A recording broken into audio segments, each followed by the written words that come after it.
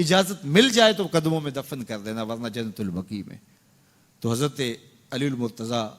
اور حضرت انس روایت کرتے ہیں کہ ایسا ہی ہوا کہ ہم نے جنازہ اٹھایا، پڑھا اور پھر حضور کے مواجہ انور کے سامنے رکھ دیا اور سارے ہاتھ باندھ کے عرض کرتے یا رسول اللہ ھذا ابو بکر یستاذنک، اے اللہ کے پیارے محبوب صلی اللہ علیہ وسلم، یہ ابو بکر ہیں، آپ سے اجازت طلب کرتے ہیں، آپ کی قربت میں دفن ہونے کا شوق ہے، ہمیں کیا حکم ہے؟ تو اس وقت حجرہ عائشہ تھا، یہ گنبد خضرا نہیں بنا ہوا تھا، صرف حجرہ تھا اور اس کو تالا لگا تھا، چابی حضرت عائشہ کے پاس ہوا کرتی تھی رضی اللہ تعالی عنہ، تو تالا لگا ہوا تھا اور لوگوں نے رکھ کے یہ عرض کیا، تو پھر کیا ہوا کہ وہ تالا خود بخود کھلا، پھر کنڈی بھی خود بخود کھلی، اور پھر جو دروازہ تھا وہ خود بخود کھلا اور اندر سے آواز آئی اوصل الحبیب الی الحبیب لان الحبیب الی الحبیب مشتاق، یار کو یار سے ملا دو، یار تو پہلے یار کا انتظار کر رہا ہے۔ تو قبر انور سے یہ آواز آئی، حضور کے روضہ انور سے یہ آواز آئی۔ کیا یہ صحیح سند سے ثابت ہے کہ حضرت ابو بکر صدیق رضی اللہ تعالیٰ عنہ نے وصیت فرمائی تھی کہ میری میت کو روضہ رسول صلی اللہ علیہ وسلم کے باہر رکھ دینا اور اگر اجازت مل جائے تو مجھے رسول پاک صلی اللہ علیہ وسلم کے ساتھ دفن کر دینا، اور پھر اجازت مل گئی تو رسول پاک صلی اللہ علیہ وسلم کے ساتھ تدفین کر دی گئی؟ ہاں، وہ یہ کہتے ہیں کہ جی وہ روزہ شریف سے آواز آئی کہ حبیب کو حبیب سے ملا دو۔ یہ میرے بھائیوں یہ تاریخی روایتیں، حدیث میں کہیں یہ موجود نہیں ہے، یہ بالکل جھوٹ ہے۔ الحمدللہ وحدہ والصلاۃ والسلام علی من لا نبی بعدہ وعلی آلہ واصحابہ الذین اوفوا عہدہ اما بعد۔ آج جو مسئلہ زیر بحث ہے وہ مسئلہ جناب سیدنا ابو بکر صدیق رضی اللہ تعالیٰ عنہ آپ کے جنازہ کا مسئلہ ہے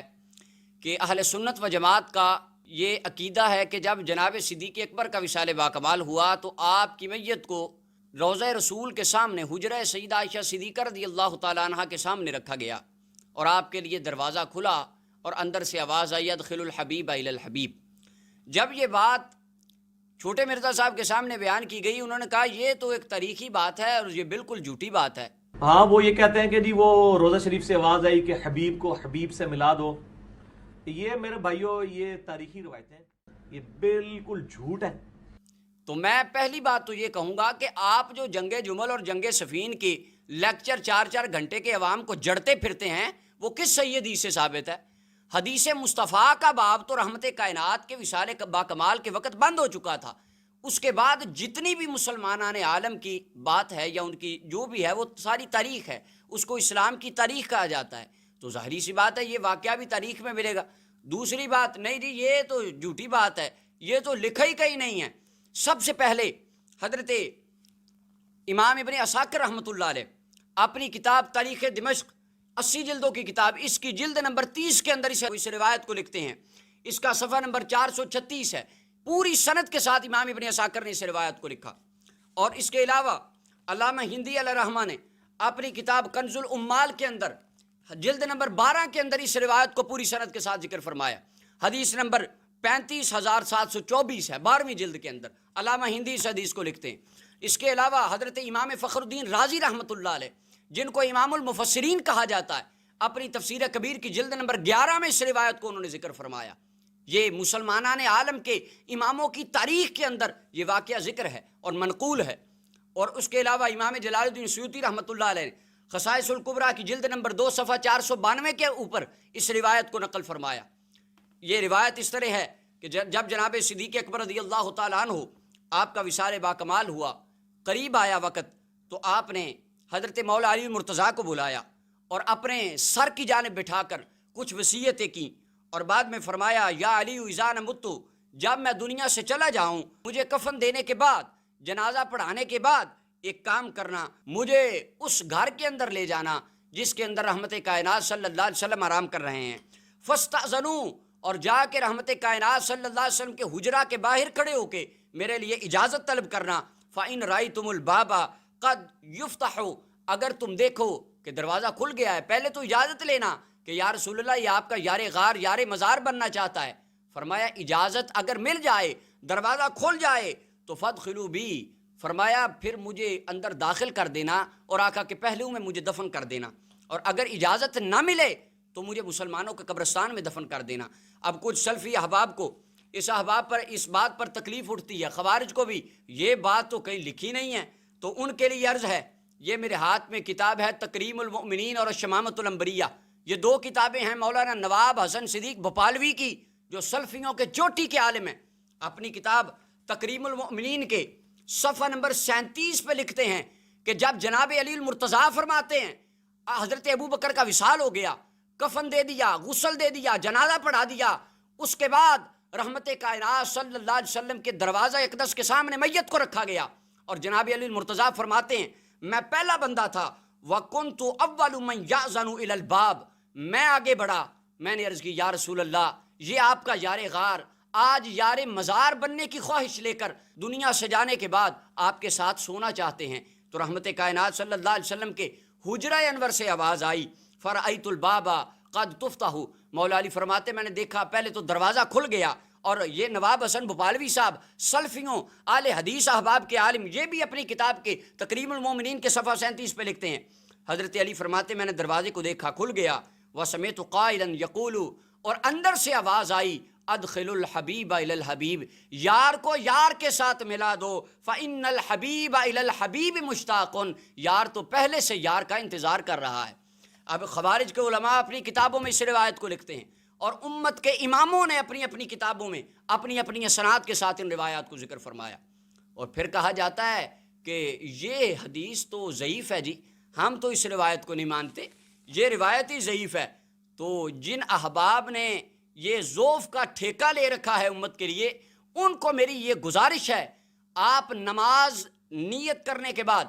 نماز کی نیت کے بعد سب سے پہلے سبحانک اللہم و بحمدک و تبارک اسمک و تعالی جدک و لا الہ غیرک، یہ پڑھتے ہیں، ہر بندہ پڑھتا ہے، تمام مکاتبہ فکر پڑھتے ہیں۔ میرا سوال ہے کس صحیح حدیث میں لکھا ہے کہ یہ سبحانک اللہ پڑھنی چاہیے؟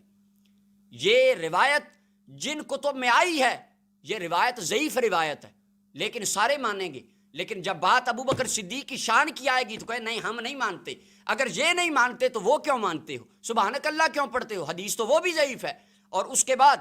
نبی اکرم صلی اللہ علیہ وسلم نے فرمایا اذا اذنت فترسل، جناب بلال کو کہ جب تو اذان دے تو ذرا ترنم سے اذان دیا کر، ٹھہر ٹھہر کر اذان دیا کر، اور جب اقامت پڑھے تو فرمایا جلدی جلدی پڑھا کر۔ حدیث تو یہ بھی ضعیف ہے، کبھی کسی مولوی نے، کبھی کسی بندے نے، کسی مقتدہ فکر کے بندے نے اذان کو جلدی اور اقامت کو لمبا کر کے نہیں پڑھا، سارے اس روایت پہ عمل کرتے ہیں، حدیث یہ بھی ضعیف ہے، ترمذی کی روایت ہے، اور اس کو علامہ ابن حجر نے اور امام ترمذی نے خود ضعیف کہا،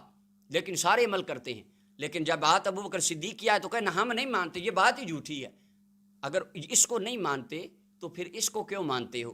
اگلی بات، اذان کے وقت جو فرمایا گیا کہ کانوں میں انگلیاں دو، ابن ماجہ کی روایت ہے ضعیف ہے، لیکن سارے کانوں میں انگلیاں دیتے ہیں۔